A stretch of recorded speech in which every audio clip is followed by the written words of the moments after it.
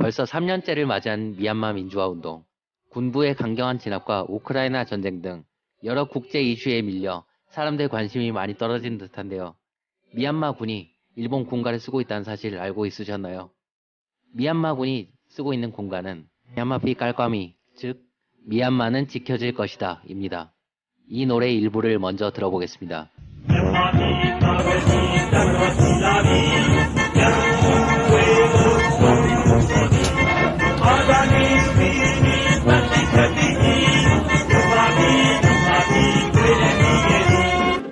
이번에는 일본 군가인 호헤이노 혼료, 즉 보병의 본령입니다.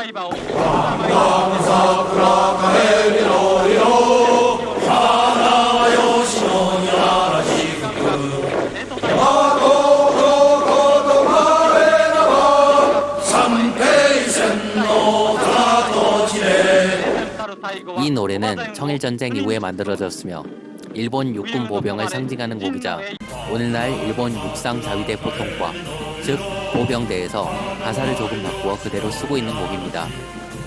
어때요? 비슷한가요? 두 노래가 같은 곡조를 공유한다는 걸 알 수 있습니다. 그뿐인가요? 이번엔 미얀마 군에서 사용하는 또 다른 노래를 들어보겠습니다. 미얀마또 떼 따마또, 즉 미얀마 육군이란 노래입니다.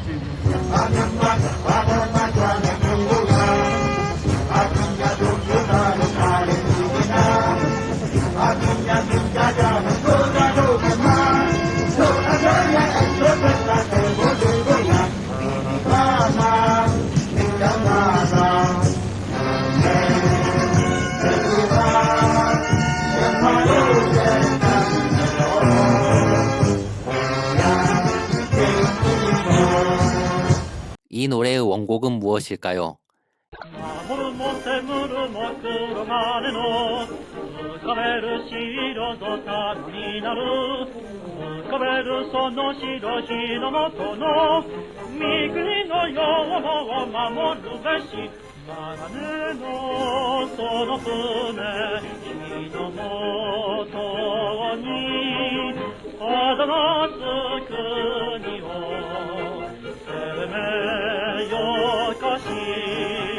옛 일본 해군의 군가인 군칸 코우신교쿠 군함 행진곡이었습니다. 이 노래 역시 청일전쟁 이후 만들어졌으며 일본 해군을 상징하는 곡이자 오늘날 일본 해상자위대에서도 연주하고 있는 곡입니다. 그리고 일본이 본격적으로 대륙을 침략하기 전에는 세계의 열강들 사이에서도 꽤 인기가 있는 곡이었습니다. 어쩌다가 미얀마는 일본 군가를 쓰게 됐을까요? 그것은 태평양 전쟁 시기의 역사와 관련이 있습니다. 미얀마는 영국의 식민지였는데요. 당시는 인구 대다수를 차지하는 버마족의 나라라는 뜻에서 버마라는 이름으로 불렸습니다. 영국의 식민지였으니 정확히는 영국령 버마였죠. 이 때문에 버마의 독립운동가들이 영국에 맞서 저항하고 있었습니다. 한편 일본은 1937년 이래 중일전쟁을 치르고 있었는데 영국과 미국은 중국의 장제스 국민당 정권이 일본에 맞서 싸울 수 있도록 버마를 통해 중국 국민당 정권을 지원했습니다. 이에 일본은 중국 국민당 정권에 대한 영국과 미국의 보복로를 끊는 한편 버마에서 영국을 몰아내고 그 자리를 대신하려 했습니다. 이렇게 버마 독립운동가들 그리고 일본의 뜻은 맞아떨어졌습니다. 버마 독립운동가들은 일본을 끌어들여 영국군을 쫓아내려는 계획을 세웁니다. 그 중심이 되는 인물이 버마 건국의 아버지 아웅산 장군이었습니다. 훗날 한국의 대통령이었던 전두환을 노린 북한의 테러, 즉 아웅산 묘소 테러 사건이 일어났던 곳이 바로 이 아웅산의 묘였습니다. 얼마 전에 영화 헌트가 아웅산 묘소 테러 사건을 모티프로 하여 화제가 되기도 했죠. 그만큼 아웅산이 버마에서 중요한 인물이었기 때문에 대통령이 방문했고 이 틈을 노린 테러까지 일어났을 것입니다. 아무튼 그런 아웅산과 그 동지들을 모아 영국에 대항하도록 공작을 벌였던 인물이 일본 육군의 스즈키 게이지였습니다. 스즈키는 일본 육군 정보장교로 1930년대부터 미나미키칸, 암기관이라고 하는 정보 조직을 움직이며 동남아시아 일대에서 정보활동을 벌였던 인물입니다. 또 보모교라는 버마식 이름을 스스로 짓기도 했는데 이는 천둥 장군이라는 뜻이었습니다. 스즈키는 1940년에는 당시 영국령 버마의 수도였던 양곤에 들어와서 아웅산을 비롯해 영국에 맞서려는 버마인 동지 30명을 모았습니다. 이들이 버마 건국의 아버지들이라 할 수 있는 인물이었습니다. 그리고 그들 중에는 내 위인도 있었습니다. 훗날 내 위인은 1950년대부터 1980년대까지 버마 총리, 대통령을 차례로 역임하며 군부 독재를 실시한 인물이었죠.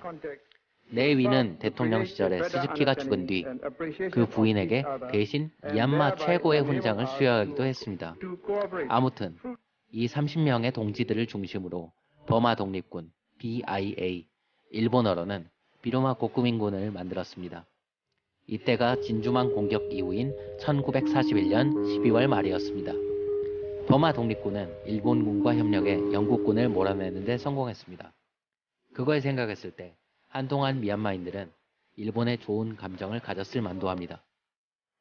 게다가 버마 독립군이 결성될 무렵은 일본이 미국을 상대로 하와이의 진주만 기습, 동남아시아 공략작전인 남방작전에 성공한 시기였습니다. 또한 당시 일본 방송에서는 이기든 졌든 무조건 일본이 승리했다는 발표, 즉 대본영 발표만 하던 시기였습니다. 그리고 이 발표에 앞서 곧잘 나오곤 했던 곡이 군함행진곡이었습니다.